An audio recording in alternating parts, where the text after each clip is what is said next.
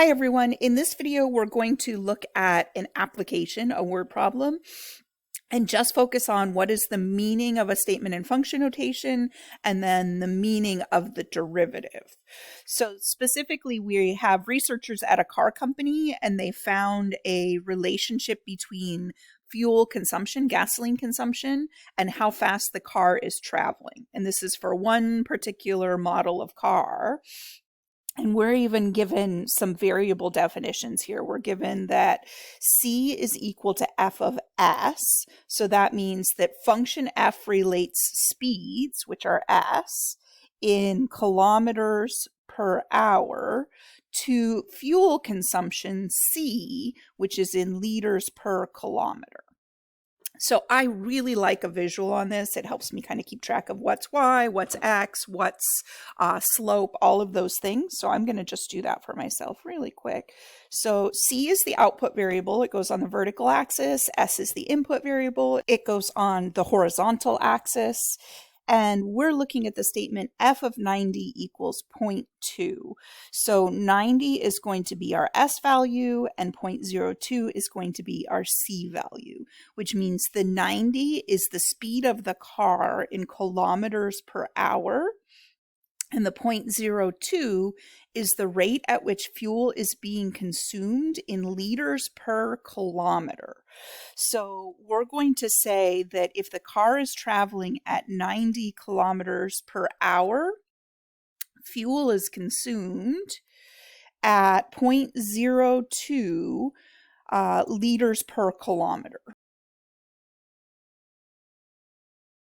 Okay.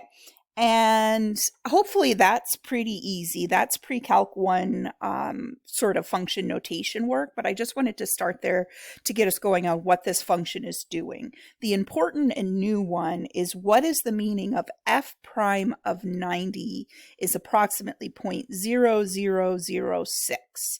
So you really need to be paying attention for those primes. They're little, but they're incredibly important. That means the derivative of function f at 90. So now we're talking slopes. So f prime is going to give us the change in c over the change in s. It's slope, change in y over change in x.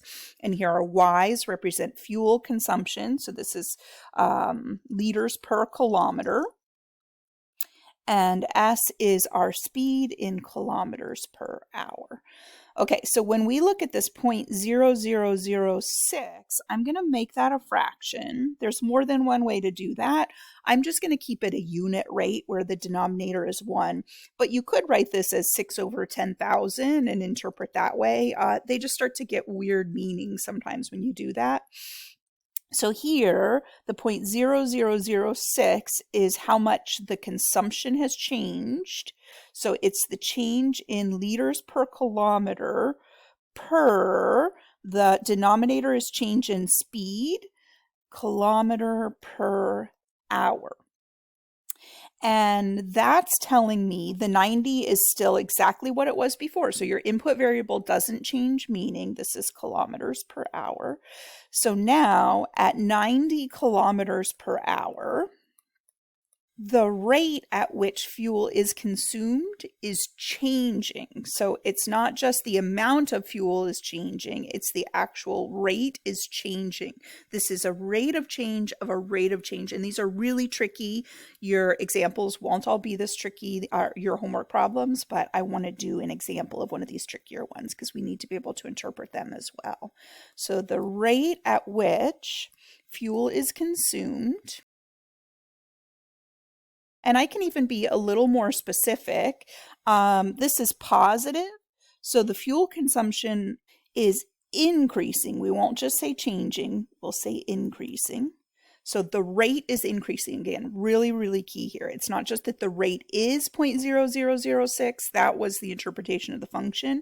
The rate is increasing by 0.0006 liters per kilometer per kilometer per hour.